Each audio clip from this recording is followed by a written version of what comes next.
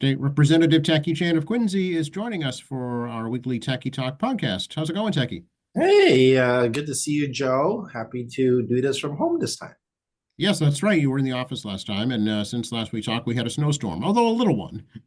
There's a little one, but enough to, surprisingly for me, have quite a bit of coat of ice underneath the snow. And I thought it was going to be more fluffier than it was because news reports were saying that the snow was fluffier on the state. And no, it wasn't as fluffy. It was along the water. One of the fun things about living by the water is you get that salt water effect in the snow, and it sometimes inhibits ability from being fluffier.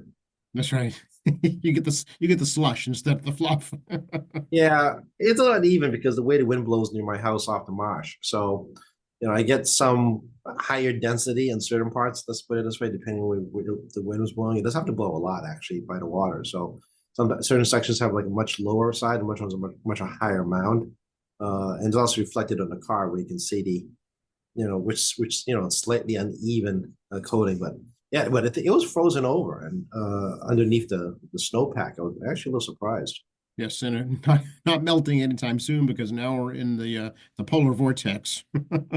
Yeah, I think it's like the second polar vortex of the year. I mean, it's down into single digits overnight, and I'm hoping people are staying safe and warm. And obviously, Illinois encourage energy conservation because energy prices are higher when there is colder because there's higher demand, and the heating system gets priority over electrical generation in Massachusetts. So the natural gas will get guaranteed heat and will buy power from out of state, while the natural gas plants near us are going to redivert their natural gas into the heating system, or essentially the pipe system. So obviously this is temporary, but thankfully Quincy is an aggregated electric program, a participant aggregate program. You're not going to see a fluctuation in electric bill, other than some likely fluctuations in your distribution rate, given the high usage you're using. But thankfully, we should be pretty steady because the city has a bulk rate collectively. Right, right. How is the state's energy assistance program funding this year, Tacky? I'm trying to remember exactly how much is in the system. It generally averages about $2 billion for a 3-year program. So if the people are interested in Mass Save, I strongly encourage it. As I said in my last podcast, it's not for everybody. I mean, you should think about carefully the long-term costs of things like solar panels and heat pumps and things like that. Obviously, Windows are very much encouraged. Windows technology keeps changing every year. It's not like the Windows I have here, energy efficient Windows, but they're like 20 plus years old. So obviously the technology is very different now, but the windows are in very good shape. I have no interest in removing them yet. But something for you all to consider. And of course, I tell folks, definitely get your free light bulbs a minimum. That's safe when you do the energy efficiency auditing of your home. So you're paying for it through your electric bill and gas bill already, but you might as well take advantage of it as often as you can. I don't remember what the schedule is. I think you can only get an audit so many years, Okay. like somewhere per years, but I very much encourage that. And obviously, I'm not telling you to turn down your heat at all. That is not what I'm saying.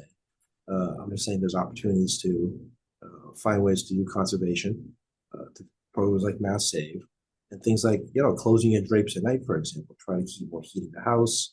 Obviously limit how you close the doors in your home. And depending what rooms you're in, you may close the door to the room depending on how your heating system works, because you want to trap heat into parts of the house that you spend most time in.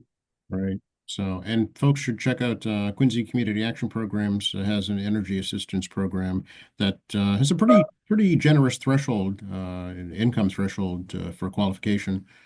Yeah, and also the LIHEAP program at QCAP. So if you are a low income individual family and you need some heating assistance, Quincy Community Action Program does provide some heating assistance funds, particularly in terms of folks that are still using oil. But you should definitely check with them, see what programs are available.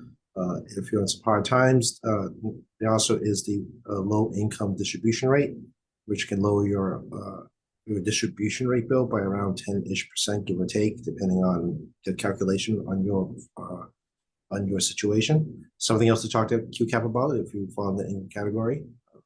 State's unemployment rate is ticked up slightly to about 4%. My office has gotten more calls about people needing help on applying for unemployment the first time. So I'm aware that we're in this bump locally regarding people getting into unemployment assistance. Interesting. I wonder what's causing that. It could be seasonal. True. Yeah, a lot of people, new year, new job. Yeah. Yeah, new job. Seasonal help ends in many places. There might be. It was a fairly warm fall, Hmm. so maybe seasonal help lasted a little bit longer than it normally does because obviously a lot of the fall help ends close to get to Thanksgiving. Hmm. And there's also a lot of retail shops are stretched on dollars. I mean, we talk about inflation many times here, cost of doing business many times here, and of course, a lot of those costs are passed on to the customers. It doesn't matter the size of your business, and of course, the smaller the business, the bigger the cost pass through because they're the ones that take a harder hit on the profit margins. Yeah, right, exactly. And a lot of folks, a lot of retail stores at least hired just for the holidays. Exactly. So maybe this is a little temporary situation, for the month of January and into the month of February. But I think once we get to what I say tourist season, when we get to like May, if the unemployment numbers continue to keep ticking up into tourist season, there may be a little bit more going on here.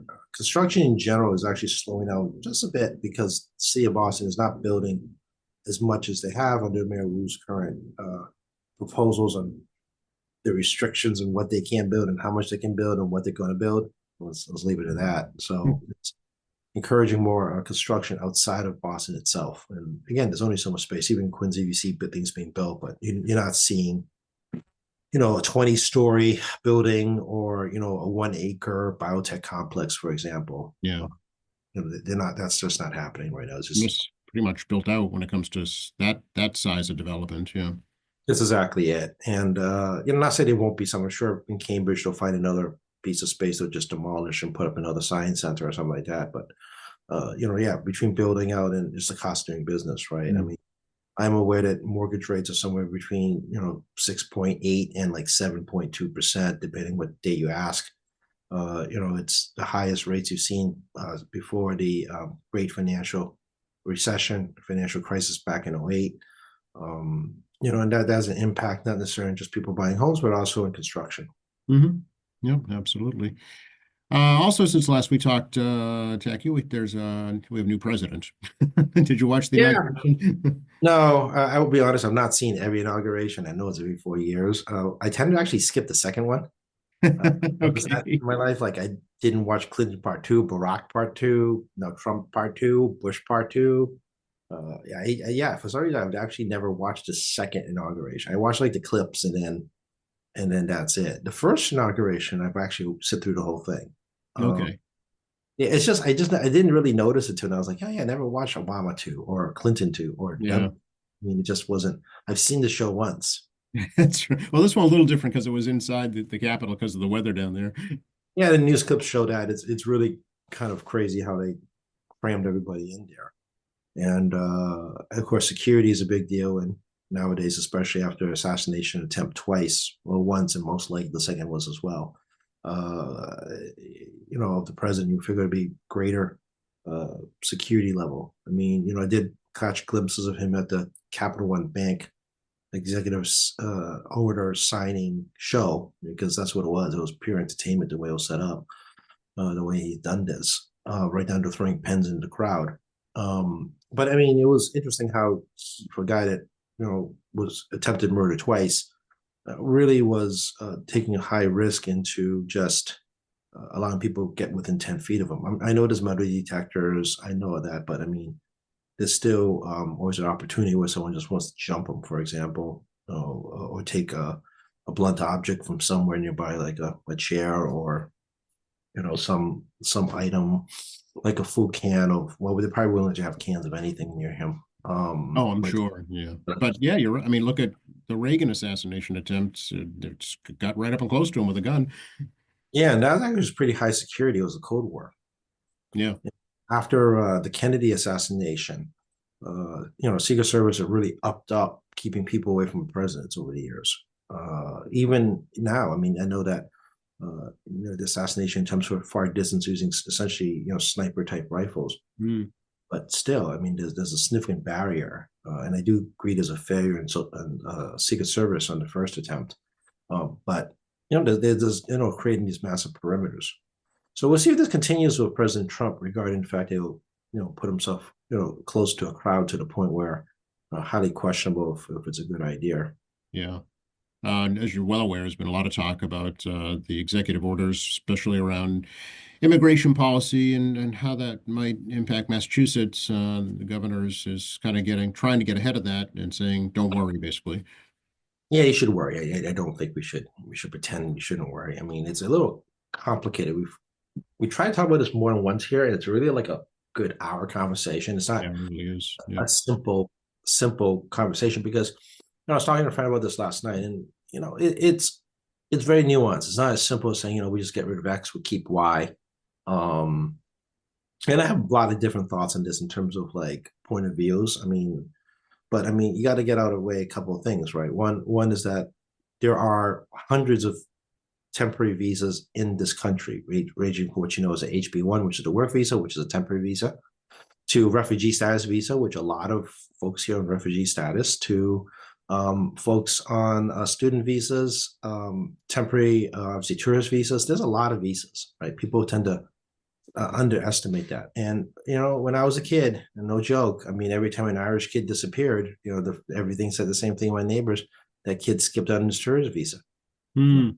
I'm a kid of the 80s, and this was quite a common thing that was said around me as a young child, which I had no clue what they were saying because you're 10 years old. So Right. Right. right.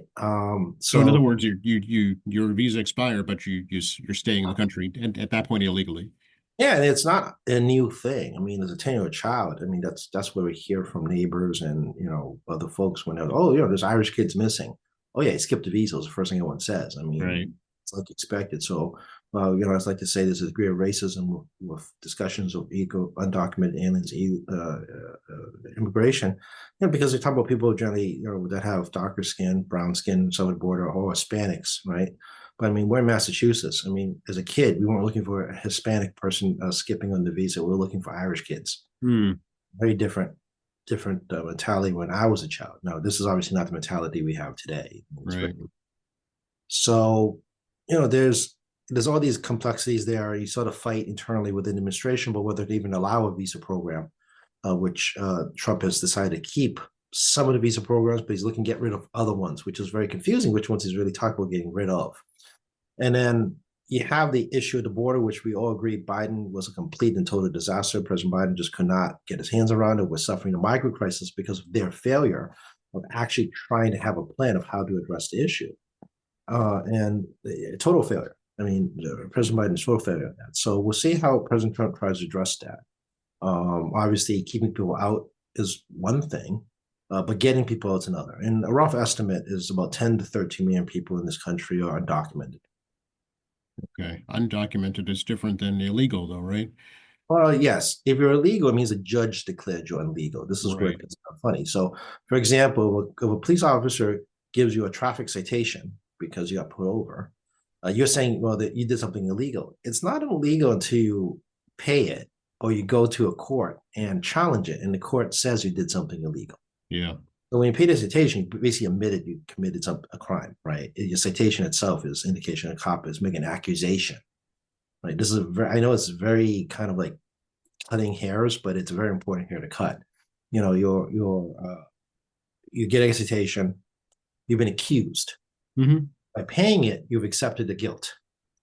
If you go challenge it, you're waiting for a judge to say you're guilty, which means now you've done something illegal. Gotcha. So I guess until you're actually brought before a judge or you admit to it and basically pay the civil fine. Same thing on a murder charge, right? You're accused. Notice me always say it's accused. It is illegal to murder people, but you never hear that in the news. It is not illegal. It is illegal to murder people once you've been convicted of said murder, but it's wrong. It's against the law to kill people, which implies it's illegal because duh. But until you're actually convicted in a trial, or you plead guilty, you've done nothing illegal yet. Yeah, it's the legality term that is the deciding factor. Yeah, and that's why it's so popular saying, oh, the illegal aliens or illegal immigrants, because it creates this image that they're automatically guilty. This is like very psychological thing. Because I could say that about anybody on this call saying you are illegal. Why? You jaywalked. I Hmm. promise you, everybody that's listening has jaywalked. Hmm. Hmm. You have done something illegal. You are now a criminal. And they off at that idea because I didn't do anything illegal. No one saw me do it. I have a cop get me, right? It's that same legal principle that Mm. is kind of lost in the media conversation, and it's very much political bait for politicians. It's red meat for politicians, whether you're on the right side of the fence where you just want to drum up this or incite anger in people or whatnot. But you think about your own day-to-day life. I promise all of you that you have at least jaywalked in Massachusetts, which is illegal despite what people think. Right. Or perhaps you may have like just barely beat a red light, or maybe believe it or not, it's illegal to spit on the ground in Massachusetts. It's a tuberculosis thing, right? You just committed a civil crime, right? It happens. They're minor crimes, really, Yeah, they're unless not felonies, right? Yeah. they're not felonies. And you can argue that distinction, but if you just want to argue the legality of what's legal and illegal, it is that kind of fine hair. Yeah. So when a cop grabs you for jaywalking and gives you a citation, you can challenge that, Yep. right? Yep. You go to court and challenge it. The court magistrate may find you guilty. Now you confirm you've done something illegal. You pay the fine. You admit that you did something illegal. Right. Yeah. Okay. And then that's the guilt. So only a judge can determine the legality of a status of an individual because there may be extraordinary circumstances associated. For example, human trafficking is one of the most terrible ones. So you're here illegally, whether you visa burn or you were brought in illegally, unless you're sex trafficked, which is a real thing. Sex trafficking is a very real thing in America. And they bring foreign women and boys and men, women, whatever, girls to sex trafficking in the United States. And they're here legally, right? In the sense that you all can say that they weren't here with full documentation, right? Somebody put undocumented. But then you go before a judge, the badly abused, malnutrition. You can go through the horror show. I won't have to describe this. You can imagine your own scenario. And what do you do now, right? And there is a temporary visa program for victims of these type of crimes in this country, as well as state does provide some legal assistance as well as humanitarian assistance for folks that are been sex trafficked, right? So are they here illegally? Well, until a judge says so, they don't. But the judge could say that, well, they're here illegally, but not really because they were brought here against their will. Right. Right. They were kidnapped and brought in for human trafficking. Yeah. Did they willingly come to this country? There is no intent. It's illegal. Maybe they're here on false pretense. The people who brought them in here, which is also very common, which is the current Korean sex trade story that's in the Northeast corridor from DC, New York, and Boston. They were here on the false pretense. They're brought in on the pretense they could get a working permit from their employer, and they're essentially kidnapped, held against the will, and proceeded to be sex trafficked. All right, you all tell me. Would you determine illegality there? Or Yeah. Just almost every case is individual, and depending on the circumstances. Yeah. Oh, absolutely, right? I mean, it really is that simple. And then I flip to the other side here, right? Most people don't realize, that people there are refugees from Southeast Asia, Laos, Cambodia, and Vietnam. There's normalization agreement between the United States and those three countries.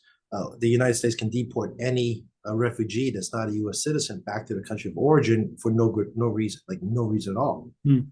And every administration since normalization 20 years ago, it was about 15 to 20, depending which country, has deported probably around 50 individuals that have committed criminal offense.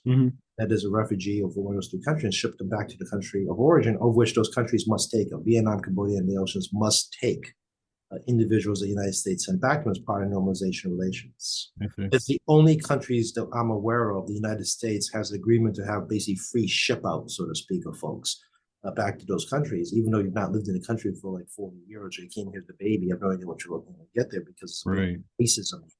For people under the perception that if you come from that country, you must automatically be a part of that country somehow. Yeah. You haven't been there since you were 3 years old. Trust me, you're not part of that country. Yeah. Yeah. It is a very uniquely thing that's brought up on Asian folks in particular, not other demographics. So, I have a fear that the Trump administration, they run into an issue regarding the deportation issues. No one cares who they are. People just like raw numbers. There's going to be an uptick in deportations of Vietnamese, Cambodians, and Laotian refugees. And we have a very good population of them here. There's a lot of them here.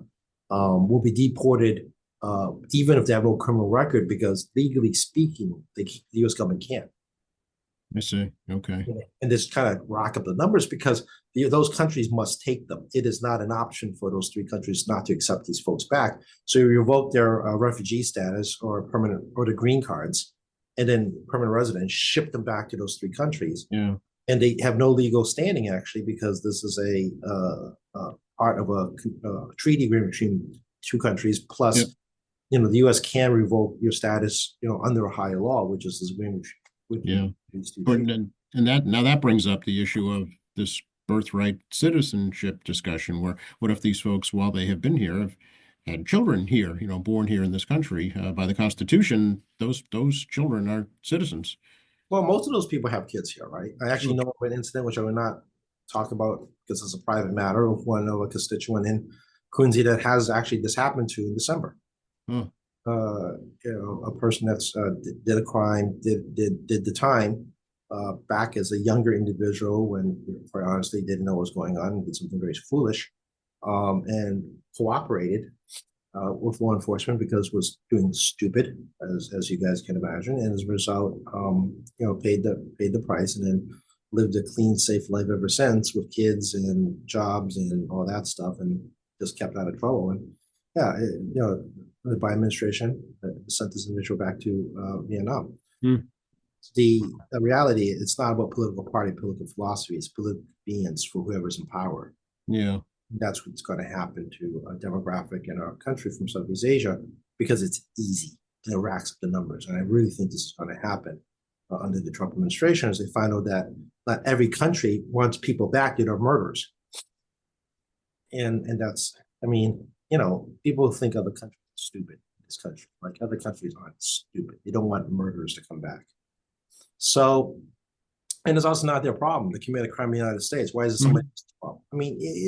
We'll get back in a second. So birthright is actually guaranteed in the 14th Amendment of the Constitution that if you're born in the United States, it's a very simple statement that you are able to, any state, you're a citizen of the U.S. United States and a citizen of the state you're born in. This has extended to U.S. territories. It was in the 14th Amendment because of the Dred Scott case. Dred Scott basically, in summary, said that slaves can never be U.S. citizens. Hmm. Hence, children of slaves can never be U.S. citizens. Interesting. Dead stop. Yeah. It's that simple because slaves are considered property, and property can't be people. People can't be citizens. They cannot be citizens because they're not people. So post-Civil War, this legal doctrine holds logic that if you're a child of a slave, you cannot be a citizen because your mother and father were never people. Wow. Which then extends indefinitely into the future generations. Right. The 14th Amendment actually has in there, and it's well documented out there and tried before the Supreme Court, more than a couple of times, that it is a very simple statement that birthright citizenship is that you're born in the United States, you're a citizen of the United States, and actually put it interestingly, and the state you're born in. Because you're that state. We live in federalism, right? You're actually a citizen of Massachusetts and you're a citizen of the United States, even though that, because of things like extradition, right? You saw this with the killer of United Healthcare CEO, that guy, which I would not say his name, he doesn't deserve his name to be said. He had to get extradition from his state back to New York, right? From Pennsylvania, to get extradition. There is the citizenship right you have. Yeah. Well, there are states' rights. Yeah. And it's funny when I say that, right? Because you commit a crime here, you flee to another state. Right. The state has to release you back into the custody of the state that committed the crime in, right? It's not something you don't see very often. It only makes news when it's sensational. Yes, It's right. very common to happen, but when it's sensational, you suddenly hear about it. A lot of people commit crimes across state lines. not new, but sensationalism of a story will make it more apparent in attention. So what does that mean? It means that, if you read the plain letter of the Constitution, it is what it sounds like. You're born inside the United States in a state here, you're a U.S. citizen. It's really that simple, that statement. Now, can the president revoke that? No. Now, can you nuance it? Maybe. For example, you could try to make an argument the legal status of your parents may be relevant. Maybe relevant. So, if your legal status of your parents is not U.S. citizens or permanent residents or whatever, you can try to start cutting this with a fine knife into little thin strips. Yeah. To create multiple categories of what's in and what's out. Right. And that becomes an interesting question because the first time this was tested, I want to say the case was the United States versus Win Tuk. It's actually a Chinese case where they question, yeah, I know. You guys are all like, what do we mean there's Chinese lawsuits? Yes, there's been Chinese lawsuits since the 19th century in this country, questioning whether or not his children could be U.S. citizens. And the answer was yes. They were born in U.S. soil. And why was it Chinese? Because Chinese it still is actually in the current political environment, your choice du jour of non-white folk to kick the crap out of. Oh, interesting. Because they're so foreign appearance on the West Coast. So there are a ton of lawsuits from Chinese folks trying to demonstrate their legal status. And this is one of those wins for actually any immigrant by a Chinese lawsuit on children of Chinese couples are U.S. citizens by being in the United States. Okay. So, little trivia people don't realize. So the question is, we're going to try to nuance it. Should we split the hairs, split the paper up to say we're going to create categories and these can be birthright, these cannot be? Right. The Trump administration will probably start to do things like that and then try to ship the U.S. Supreme Court, because in the case of the Chinese family, the parents were citizens. Well, correction, were legal residents. Now, you got to remember, in the 19th century, not everybody got a permit. There was no such thing as green cards in the 19th century. Most people just came in. This whole Ellis Island thing is a bit of a myth. It's a lovely story, but not reality. Most people didn't come through New York or San Francisco. They actually came in any way they could. And, you can only, we're talking about the 19th century. It's not like we're talking about, massive amount of entry points and just get out of jump off the boat and swim over. It's different time, right? You didn't have all these monitors, right? But the distinction there is that if you're from Asia, and Chinese being the most popular migrant worker, next to Japanese, you needed papers to prove you're allowed to be in the United States. It was the only demographic. No Europeans in the 19th century had to do with this.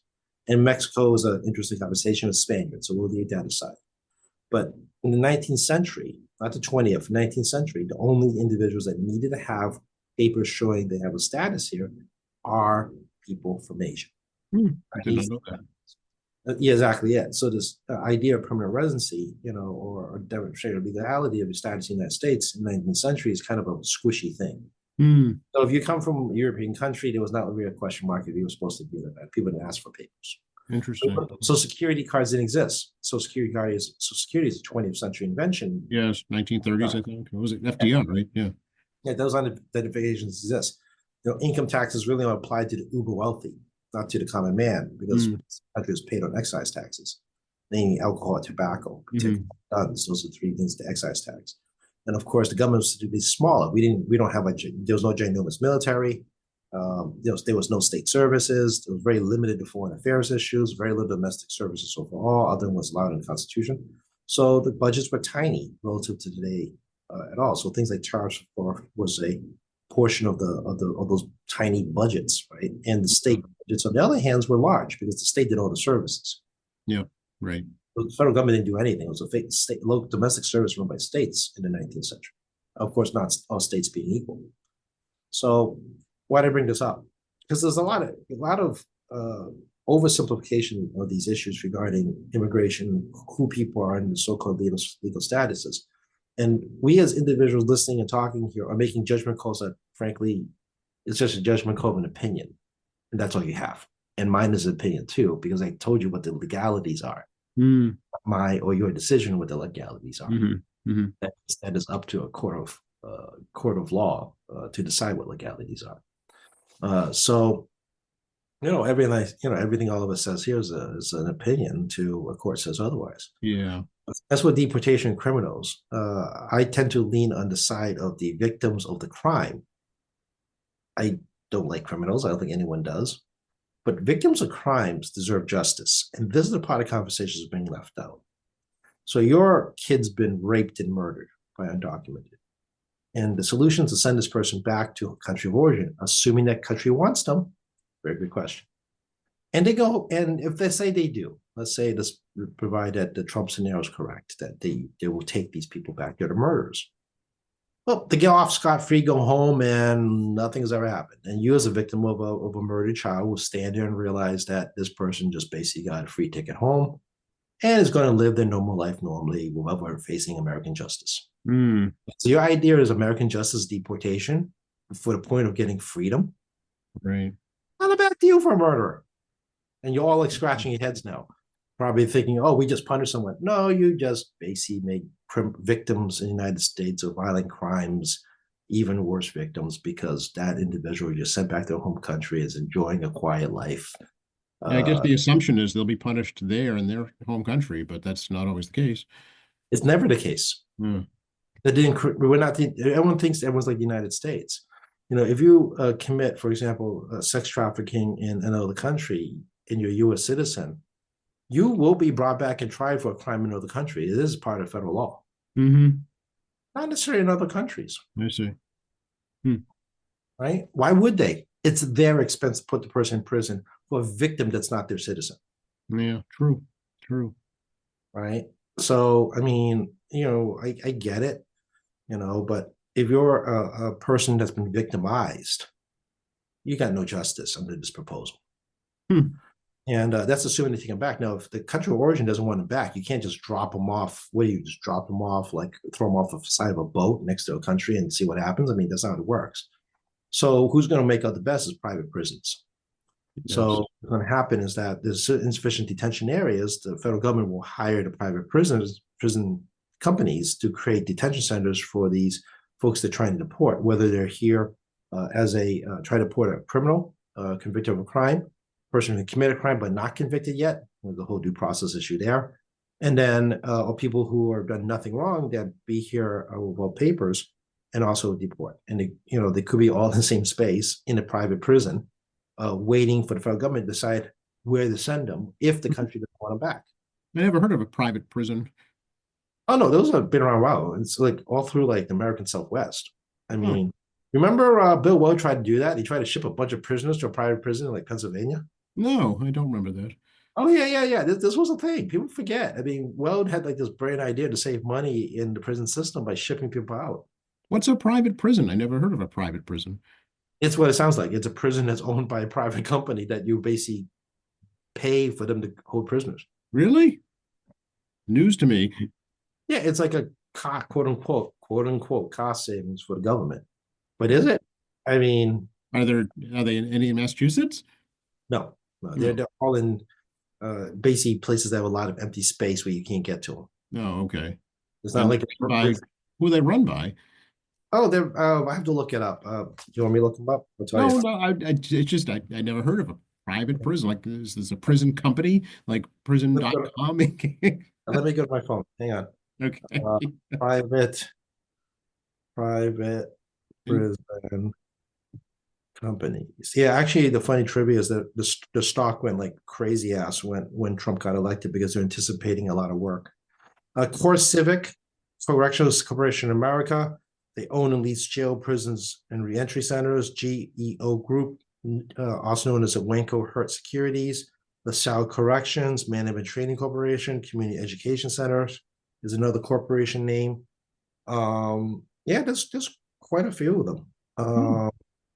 Let's see, the biggest one is CoreCivic. They have 65 facilities, give or take, for federal and state detention. They have 90,000 beds over 19 states in the District of Columbia. The valuation of the company is some in the area of a couple $1 billion. This is all news to me, Jackie. So who determines, the prisoners' rights in these private prisons, and who regulates them, or just up to the companies? You're gonna be a better attorney than I am trying to understand this. Uh, it's half a joke because if you're not in custody of the United States, it's custody of the government. Your civil rights are kind of tied to it. Exactly. Yeah. That's So what it's a I'm little bit it's a thinking little bit about. unclear. The answer should be yes, because even though it's a private prison, your civil rights should be the same as if you're a in a government facility because Oh, it's but the supervision oversight is not there because it's not like there's a government employee standing at the well, private prison. right. But your prison sentence has been handed down by a court, right? By a judge, overseen by the state or federal government. But the corrections facility in each state determines what prison, how to manage your prison arrangements. Okay, interesting. Huh. So when the sentencing portion of your trial, it doesn't specify what prison you go to. Yeah. Huh. Yeah, I mean, it's up to the corrections facility to decide. I mean, how to manage you next and where you're going to go, unless the judge has very specific orders. Yeah. Generally, the judge doesn't want to do micromanagement like that. It's Interesting. not like a judge has like a spreadsheet in front of him, like where's a bed available. Huh. I never heard of the stacking. Not in my life. This is new. Yeah, like I said, I remember Bill Weld. I don't know if I can find an archive in an article. I actually tried this. It didn't go over well with people here. I wouldn't think. Yeah, I wouldn't Because think. your loved one's being shipped to like Arizona or something, right? Right. Generally, unfortunately, one of the drawbacks of people in prison is that you gotta make a trip to visit your loved one in prison, and your loved one's now in Arizona because Bill Weld wanted to save money at the time. Right. And are prisoners in private prisons allowed to see their attorneys? You still have, yeah, you obviously still have your basic legal rights, Okay. but in terms of how you treated, well, it's not a government prison, right? There's no government oversight. I Right. mean, unless you demand that you put up someone from the government inside your prison. Right. Wow. Okay. See the things we learn on Tacky Talk here. I'm telling you. Yeah, you're going to see them make a ton of money on federal contracts now on this deportation issue because I think you learn a lesson for the first time. You can't put kids in cages, quote unquote. I mean, this was the thing at the time, which separation of families. So I suspect there's going to be they're probably going to change how they do this because, it was just grotesque watching children in penned up areas. They're like toddlers. I mean, it's just awful. So, I'm sure they're going to do it differently this time, but it's going to involve spending a lot of federal taxpayer dollars for detention areas, where they're trying to figure out how do you get the country of origin to take that individual back. And there was like a serial killer or something like that, do you actually put them in the private prison with like non-dangerous people who are now going to be victims of this sick individual? Mm. And, think some common sense, people. The president of common sense. Well, let's use some common sense. I'm a leader of a country, and the U.S. says, "I want you to take back this mass murderer."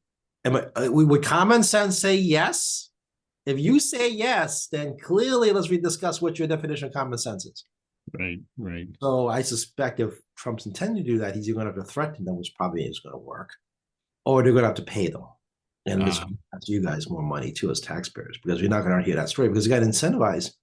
You take this mass murder off our hands, and if you're like that country, like looking at us, like what are you talking about?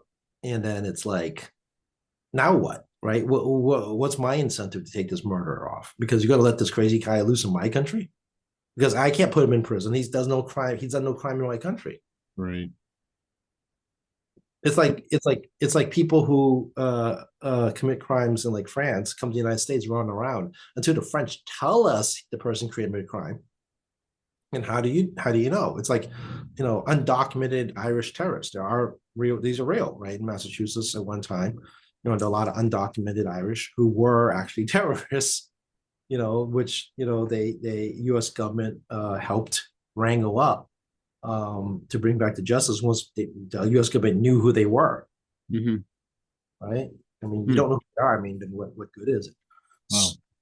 So, I mean, this is a little more complex. So, between the victims of a crime, which probably will never get justice, the challenges of deporting someone back to a country of origin, which has no incentive to do so. Why would you let of someone that didn't commit a crime in your country, that did a crime in your country, that's wicked dangerous back in your country. And if they get accepted back into that country, obviously the victims have no justice. Then you have detention areas to hold not just these people that want to report that great crimes, because you all think it's a punishment to do that. Well, not for everybody. Depends on the criminal. Now they're going to be detained somewhere, along with non-dangerous undocumented, and also Cambodians, Laotians, Vietnamese who are here legally, probably done nothing wrong, will also get deported just to rack up the numbers of deportation to look like they deported people. Hey, okay, we've really gone down the rabbit hole here, but it's just fascinating to talk about. But before we run out of time, Jackie, I want to talk about some state issues, namely the $62 billion budget the governor unveiled this week. Yeah, it's a conservative budget. It's under 3% growth. I think it's like 2.6. I'm trying to Yeah, remember. that sounds right. Yeah. The governor's trying to find some new dollars. I'm kind of nervous about this whole sugar tax. I'm like, really? Taxing candy, yes. Yeah, I kind of get it. I mean, the It's only logic, 25 million. I mean, it hardly seems worth it. it hardly seems worth it. I agree. It's basically the equivalent of a sales tax holiday. Sales tax holiday costs us between 35 and 40 million now, give or take. So sales tax holiday actually puts a dent in our budget, but it's, between 35 and 40 million. I know it sounds funny when you say that, but it really is like get $62 billion. Right. Sales tax holiday is basically slightly bigger than revenue generated by the sugar tax. The logic is that if you buy stuff in grocery stores, there's no tax because groceries are not taxed in Massachusetts. That's not the case all over the world, by the way. People do tax groceries depending where you are, what state and what country, not just the Massachusetts thing. If I've been surprised by getting taxed on groceries when I leave this country, leave the United States before. I mean, leave Massachusetts. I go. Oh yeah. Oh yeah. What do you mean there's a tax on my candy? So it does actually happen in other states. But the logic is that if you buy confections at a bakery, they're subject to the meals tax. Ah, okay. So why aren't candy in stores taxed? Because it's a packaged good, not a baked good, right? Right. It's different. It's a retail product that's prepackaged. But if you buy something in an individual level at like a gas station, it's not the same as buying a grocery. It's really crazy. So I'm having a hard time seeing this going really well with constituents. No one likes to get taxed anyway. But if you're going to try to explain the fine line between buying stuff at a bakery versus buying a candy bar at a supermarket, I don't think it's going to fly well. Well, I think it's news to people that bakery goods are taxed. I didn't realize that. It's a meals tax. Yeah.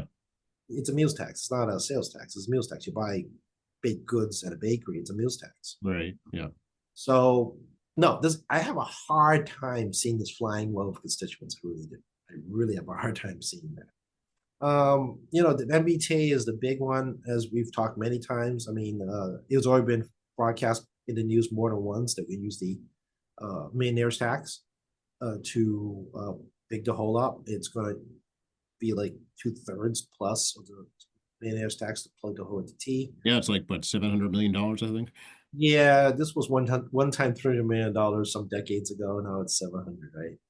So, we're at that stage, and a more permanent solution needs to be done regarding the formula funding for the T's budget's approximately $3 billion. And it's also not full trains. Like the commuter rails on the South Shore do not have maximum capacity on them. That's lost money. It's not just about the red line and the trains and the buses. If commuters aren't full, that actually hurts the bottom line too. Right. Yeah, because it's costing the same to run them, full or not. Yeah. Correct. The cost of infrastructure and running the system is going to be identical no matter who's on the train. You have no people on it, it's still going to cost the same amount of money if you have 100 people on it. That's right. So it's like an airplane. Flying a plane. It uses more fuel. You put more people on it, but but you're making more money at the same time. Yeah. Yeah, you're paying for the fuel. I mean, right.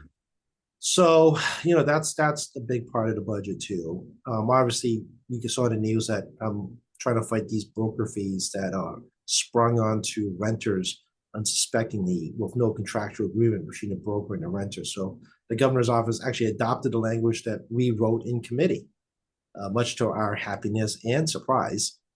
They actually took something that was a product of my committee, my staff and I, and put it into the budget. Sometimes they don't do that. They come up with brilliant ideas on their own. And then we come running in and say, we're doing 6 years of research. This is how you're supposed to do it. Congratulations, Jackie. Very good. Yeah, well, actually, we did that with At one time, we changed the law this year regarding student loans and licenses. So if you have a student loan default, you can have your license suspended. Okay. A professional license, not driver's Yeah. license. The problem is that you don't have a professional license, you can't make money, so you can pay your student loan. Yeah, it's a catch-22 for sure. Yeah. Yeah, so we this year we lifted that punishment, so to speak. But I remember when we first tried to do this 4 years ago, not to beat up another committee, so we made those things nameless.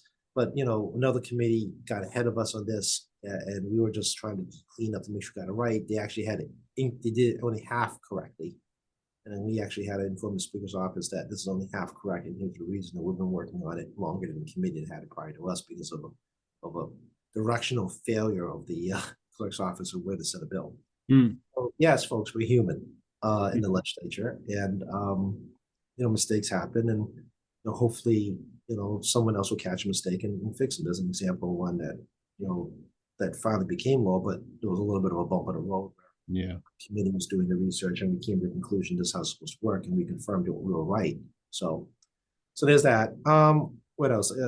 So the budget, also has a lot of housing stuff. The thing that's concerning in the Globe, again, I took this out of the Globe, is the RAF program. This is a transitional housing program that's heavily used. She wants to extend the time span of the current usage from 1 year to 2 years, but not change the amount of money. Oh, you can't do that. That's just not going to work. It's not going to work. They're going to try to save like $4 million by stretching the same amount of money from 1 year to 2 years, like $7,000 on housing transitional assistance for certain families. I think you can all see the problem here. I shouldn't have to explain simple math like this, right? Right. That's going to run into some problems with the legislature, particularly focused for our constituency, my constituency, our neighbors and friends here in Quincy. The RAF program is extremely important for Quincy residents. Interesting. Okay. Everyone, trust me, you all have neighbors and friends who not tell you their problems. These programs help them out, so you never knew they had a problem.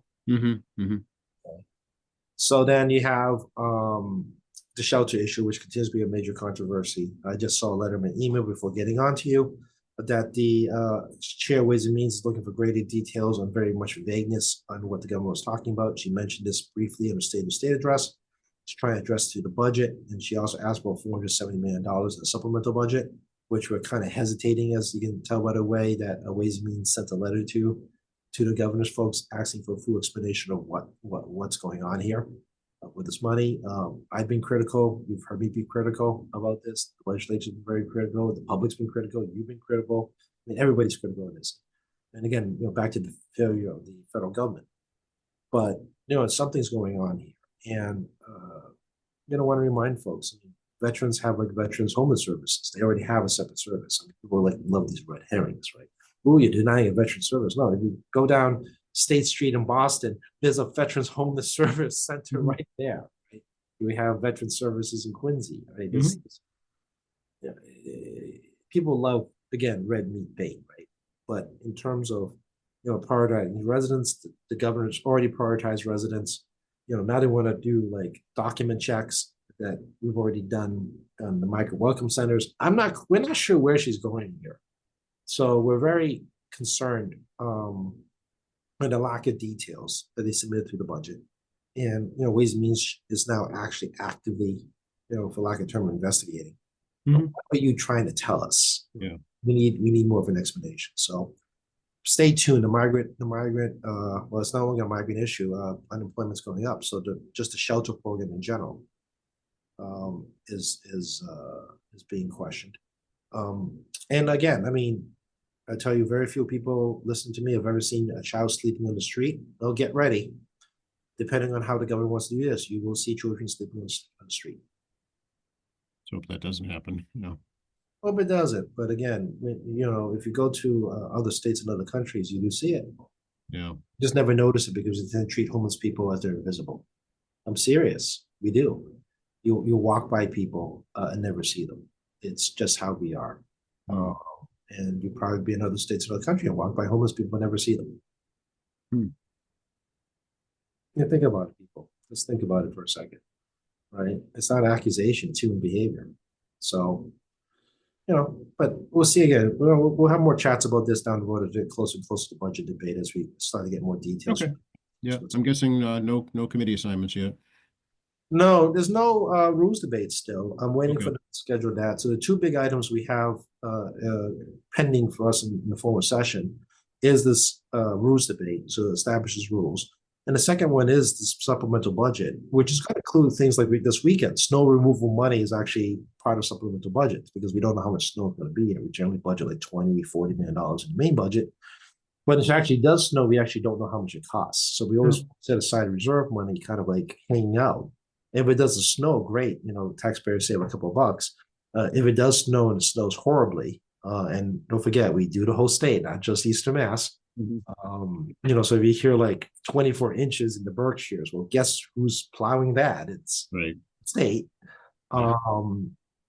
Obviously it impacts the supplemental budget. So those are the two big pending items right now. We have rules debate and supplemental budget. Waiting to see where they are. And then we'll see what happens next. So we're in a bit of a holding pattern right now. Okay. All righty. But reach out to you anyway, right? So we are actually staff at the State House in room 42. I'm still there. And the 617-722-2370, 617-722-2370 is the phone number. Tackey.chan@mahouse.gov, tackey.chan@mahouse.gov. You can send me an email. I do check my emails. We do constituent calls first before we get to policy matters. I do understand people want to have me co-sponsor stuff, and I'm sure you can be angry about things you read in the Globe, but we actually do look at what you send me, so we are aware of it. And obviously, it was very urgent. We very much encourage you to call us because, waiting for an email response, if it's an urgent matter, constituent report, please definitely call direct. We have State Representative Tackey Chan Facebook. You can see my comings and goings. At Tackey Chan at Twitter/X, same thing. You can see my comings and goings. We have tackeychan.org, the resource page, a contact page to find me as well. We have MAlegislature.gov, state website. You can find a bill faster. You can talk to me. So you can do the searches there. Of course, we are with Joe every week or two, as time allows. Say hello, and if you've got a question, give it to Joe. He'll ask it. And obviously, check with him also in the morning in his daily podcast to get some local news and some briefs going around the world. Appreciate it, Tackey. It's gonna be a cold one, so stay warm. We'll see you next week. You too. Be well.